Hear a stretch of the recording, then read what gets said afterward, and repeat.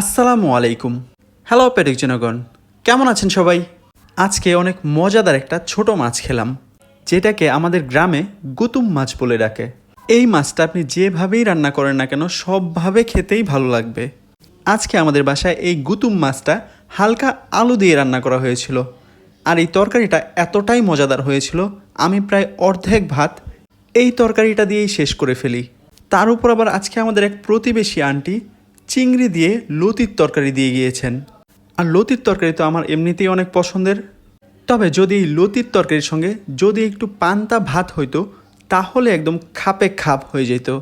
চাইলে অবশ্য হালকা পানি দিয়ে পান্তা ভাত বানিয়ে নেওয়া যাইতো, কিন্তু আগের দিন ভাত ভিজিয়ে রাখাটার যেই স্বাদ সেই স্বাদটা পেতাম না।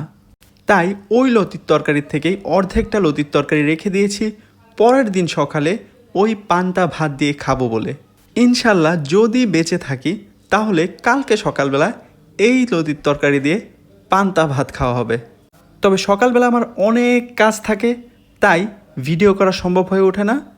আর অফ ডের দিন যে ভিডিও করব এটা তো আরও সম্ভব হয় না, কারণ অফ ডের দিনেই আমি সবচাইতে বেশি ব্যস্ত থাকি। কারণ অফ ডের দিনে আমি সারা দিন সাইকেল নিয়ে টই টই করে ঘুরে বেড়াই। আর আপনারাও বেশি বেশি ঘুরে বেড়ান আর সুস্থ থাকুন।